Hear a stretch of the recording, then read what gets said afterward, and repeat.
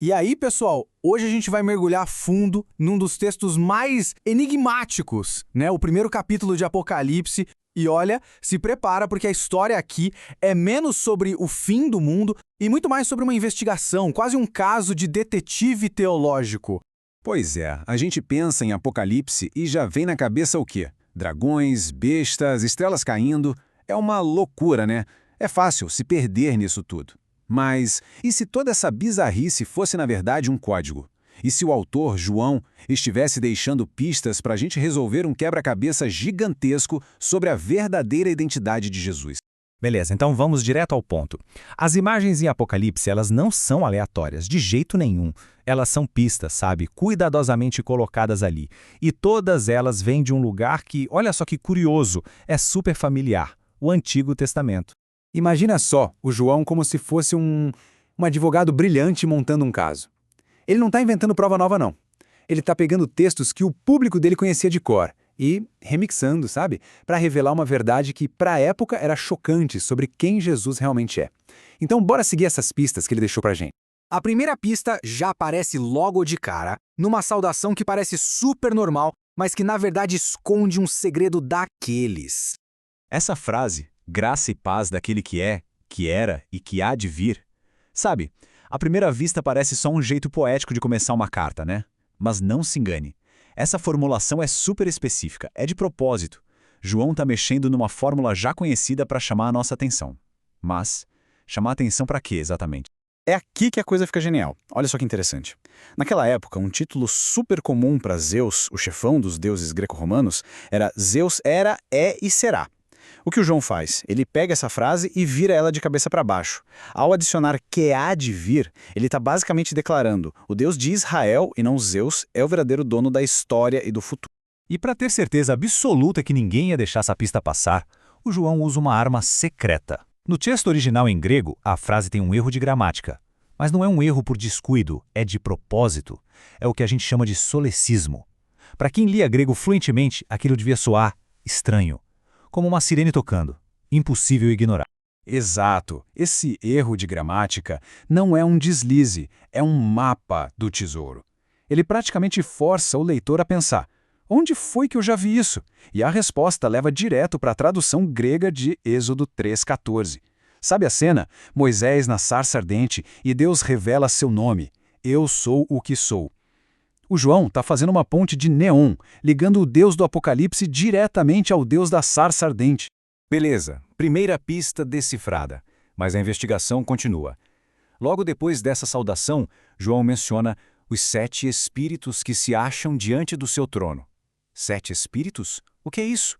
E adivinha só, a resposta, de novo, está lá no Antigo Testamento. Esses 7 espíritos não são uma ideia nova, é uma imagem tirada direto do profeta Zacarias. Lá, as 7 lâmpadas de um candelabro são descritas como os olhos do Senhor, representando os seus agentes espirituais que veem tudo, como um conselho divino. E aí o João faz uma conexão simplesmente brilhante. Se os 7 espíritos são as lâmpadas, e mais para frente no mesmo capítulo ele diz que as igrejas são os candelabros que seguram essas lâmpadas, a mensagem fica cristalina, né? A comunidade dos fiéis é um novo templo na terra, o lugar onde a presença de Deus e seu conselho celestial agora habitam. Agora a gente chega na parte que, sério, é a prova mais bombástica de todas. João tem uma visão de Jesus, que ele chama de Filho do Homem. E a descrição que ele usa, nossa, é de cair o queixo.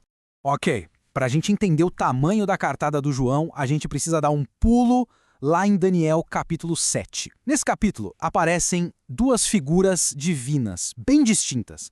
A primeira é o Ancião de Dias, que está sentado no trono e é, sem dúvida nenhuma, Deus Pai. E aí tem uma segunda figura, um como o Filho do Homem, que se aproxima desse trono. 2 figuras, beleza? Então João começa a descrever a figura que ele vê, Jesus, com essa linguagem específica. Cabelos brancos como a lã. Aí vem a pergunta de $1 milhão. Essa descrição dos cabelos brancos como a lã pertence a qual das figuras lá de Daniel 7? Ao Filho do Homem ou ao Ancião de Dias?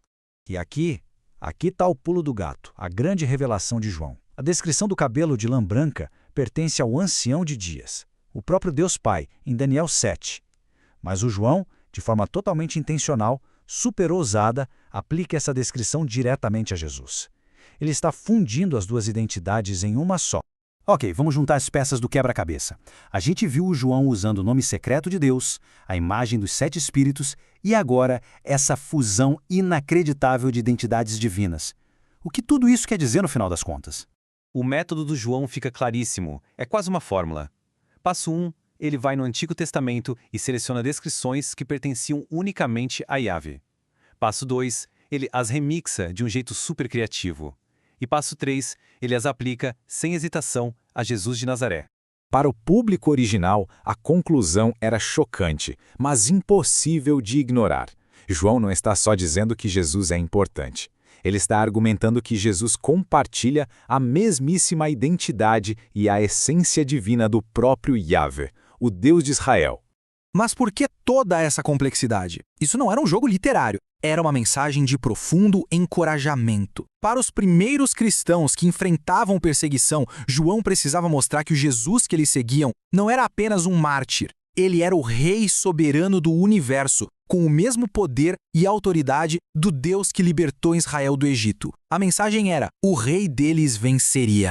Ao decodificar só o primeiro capítulo, a gente percebe que Apocalipse talvez não seja o livro de medo que imaginamos, mas um livro de esperança, centrado em um Jesus cuja divindade é tecida em cada imagem. E isso, claro, deixa a gente com aquela pergunta no ar, né? Se tudo isso está só no capítulo 1, o que mais está escondido bem à nossa vista no resto do livro?